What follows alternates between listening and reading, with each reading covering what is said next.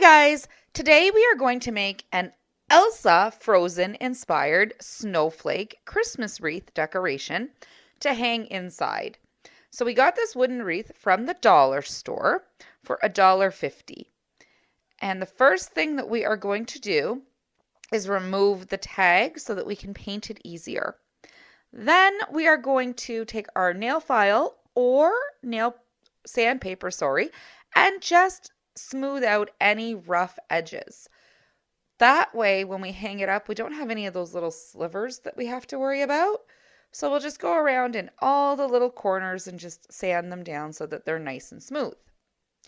Now, because this is Elsa inspired, we are going to paint this snowflake blue instead of white. So now that we've done that, we're going to go ahead and make sure we have paper down so that if we do get a little messy, we're not getting paint everywhere. We're going to use this nice light blue matte paint. Okay, and give it a little shake. There we go. And it's actually called pale blue. Isn't it a beautiful color of blue? And we're going to go ahead and paint the snowflake. So let's take our brush, and I'm using a wide brush today so that I can get as much coverage as possible. So we're going to go ahead and just paint the snowflake. And you want to get as smooth as possible. However, we are going to glitter it, which will hide any streaks that we do have. And the important thing is you want to get inside all of those little tiny holes in the snowflake. And this is why it is so important that we put paper down. Because if not, we are going to end up with blue paint all over the table or our workstation. And we're just going to go ahead and give this a couple good coats of paint. So here we go. We'll just paint all around it, making sure we're getting all the inside and the outside edges. Now, normally I start by painting everything white so the color will pop. But in this case, we don't have to because we're just going to go right in with the blue. And we are going to add more details as we go on. So we'll go ahead and we will paint the whole thing. Just keep painting. Add a little bit more paint because we are running out of paint. Okay, and we'll continue on. Now remember, you do have to paint both sides because this does hang up.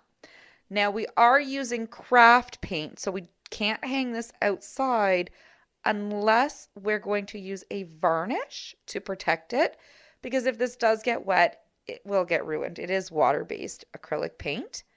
And we'll just go along and paint everywhere. And again, oh, the mess on the paper, but that's okay because we put paper down underneath.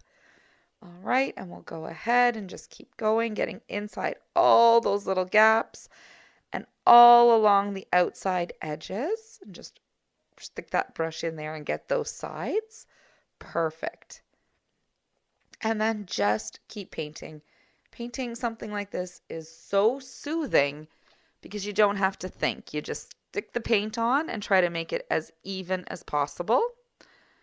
Okay, we're almost finished. Oops. Sorry about that. Okay. We'll keep going. And keep going. It's such a beautiful color of blue. When I saw this paint in the art store, I immediately thought of Elsa. It just reminds me so much of that blue shimmery dress from Frozen 1. And it just reminded me of Elsa. I love the movie Frozen. All right. So now that we have it all nice and painted, nice and even, and we've done both sides, we're going to go ahead and add Mod Podge and glitter. Okay, and I'm going to use 2 different colors of glitter. And you want to make sure you're using biodegradable glitter. Okay, so we're just going to go ahead and squeeze this on. Now, this is a glossy Mod Podge, so this again can only be used indoors.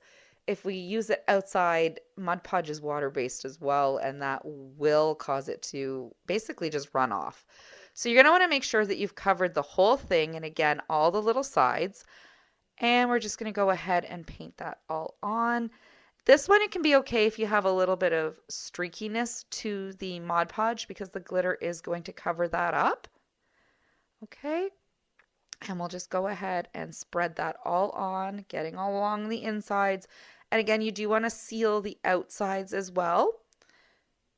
And we're going to want to do the front and back of this. That way, if you're hanging it in the window, you can see the glittery snowflake from both sides. Okay, inside all the little holes to make sure they're nice and covered. And we're going to go all the way around. You don't want to do too thick of a coat because we are going to have to do a second coat on top to make sure that the glitter is sealed in. So we'll get all around the top, outside edges, inside edges. And once we're done with that, almost, okay, get that little edge. Again, it's important you keep a piece of paper underneath, especially with glitter. That way when you're done, you can just fold up the paper and pour the remaining glitter back into the container to use again. Okay, so we have our first coat of Mod Podge, and we're going to go ahead and sprinkle on some glitter. Because Elsa sparkles and we want our snowflake to sparkle too. Okay, we'll put some nice blue all along this side as well. There we go. And then we're going to use the brush to just smooth it out.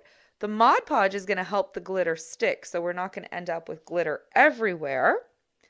And then we're going to seal it in again. That way you don't get glitter all over your fingers when you touch it.